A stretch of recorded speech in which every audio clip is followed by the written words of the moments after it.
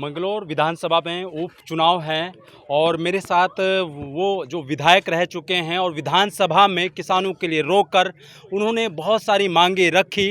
वो काफ़ी viral video था और अब दोबारा फिर हम उनके साथ एक इंटरव्यू कर रहे हैं।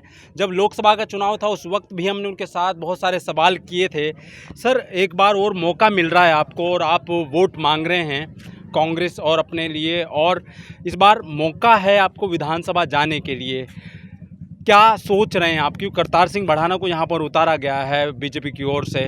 बसपा के भी जो कैंडिडेट थे उनके बेटे यहाँ चुनाव लड़ रहे हैं, जो अभी नहीं रहे दुनिया में, उनके बेटे चुनाव लड़ रहे हैं। तो क्या कहते हैं आप अपने लिए?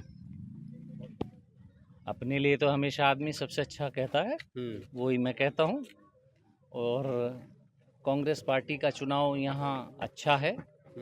अभी कहने में और होने में सिमिलैरिटी है। ठीक है। बहुजन समाज पार्टी यहाँ लगभग अपना अस्तित्व खो चुकी। कांग्रेस पार्टी ने लोकसभा के चुनाव में जो मंगलौर विधानसभा सर्किल का रिजल्ट आया तो उसमें 60% वोट पाए। हमें 44,000 से ऊपर वोट मिला, बीजेपी को 21,000 और बीएसपी को लगभग 5,000 वोट मिला। तो ये वोट का बंटवारा हमें लगता है कि इस चुनाव में बादस्तूर जो का त्यों बना रहेगा, बल्कि हो सकता है उसमें कुछ और इम्प्रूवमेंट हो। अच्छा, करतार सिंह बढ़ाना को यहाँ पर प्रत्याशी के रूप में भेजा गया है, तो आपकी जो टक्कर होगी वो बसपा के नेता से होगी या बीजेपी के नेता से हो सकती है? जितने ईवीएम में नाम है, हर कैंडिडेट को हम सीरियसली ले रहे हैं और हमारा चुनाव सभी कैंडिडेट्स से है। सभी कैंडिडेट्स के साथ हम चुनाव लड़ रहे हैं। बाकी पब्लिक वोट देने वाली है, वो किसके फेवर में ज़्यादा मतदान करती है ये पब्लिक जाने, लेकिन कांग्रेस पार्टी का चुनाव बहुत मजबूत और अच्छा चुनाव दिखाई दे रहा है। अच्छा, पूरा टीम बीजेपी का आने वाला है और आ भी रहा है लगातार चुनाव में, तो क्या आपको घबराहट नहीं हो रही उस बात की? क्योंकि बड़े बड़े प्रचारक आएंगे और कांग्रेस के भी नेता आ रहे हैं, हरीश रावत जी भी आए हैं यहाँ पर, तो क्या लेके चल रहे हैं आप? कितनी आपकी तैयारी है? क्या बड़े प्रचारक भी आपकी तरफ से भी आएंगे? घबराहट की क्यों बात होगी? अब वो चुनाव लड़ रहे हैं, सारे काम वो भी करेंगे। अपने सारे जितने उनके पास एक्टिविटीज़ हैं वो भी करेंगे, हम भी करेंगे।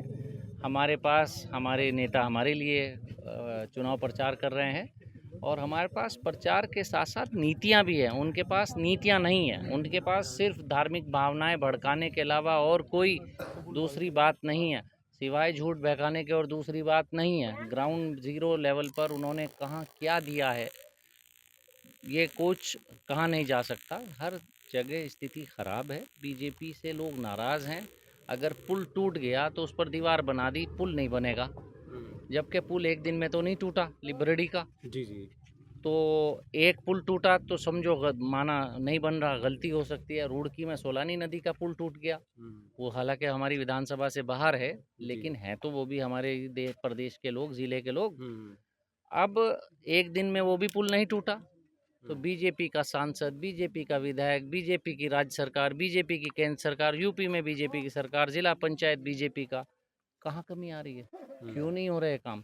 तो ये छोटी छोटी मिसालें हैं जिसके कारण जनता बीजेपी से नाराज़ है और राहुल गांधी जी की नीतियों की तरफ आंख उठाकर देख रही है। और एक मजबूत विपक्ष के रूप में और आने वाले 2027 में भारतीय जनता पार्टी के विकल्प के रूप में कांग्रेस पर जनता की उम्मीदें टिकी हुई हैं। एक अंतिम सवाल है आपसे कि जो लोग यहाँ पर खड़े भी हैं और जो लोग देखेंगे इस विधानसभा में इस वीडियो को, क्या मुद्दे हैं आपके? क्योंकि विधानसभा में तो आप उठाते हैं, हम खबरें भी करते हैं उस पर, तो इस बार क्या मुद्दे रहने वाले हैं आपके? आज की तारीख में 2.5 साल का चुनाव बचा है जी। और सरकार मजबूत है, स्थिर है। सरकार के अस्थिर होने के कोई चांस ही नहीं दिख रहे। अब कांग्रेस पार्टी के रूप में एक मजबूत विपक्ष, जितनी मजबूत विपक्ष होगा उतना ही लोकतंत्र के लिए फ़ायदेमंद होता है। मजबूत विपक्ष ही करना जनता के लिए इस समय प्रदेश हित में और संविधान के हित में और जनहित में होगा। तो कांग्रेस पार्टी को जिताएं और मजबूत विपक्ष के रूप में कांग्रेस काम करेगी ताकि ये सोई हुई सरकार को उनकी जिम्मेदारियों को कांग्रेस पार्टी याद दिला सके। शुक्रिया आपका। तो यहाँ पर आप देख सकते हैं तमाम लोग यहाँ पर हैं और वो अपनी बात रख रहे थे कि जो विधानसभा में वो बातें रखेंगे उस पर बात हो रही थी।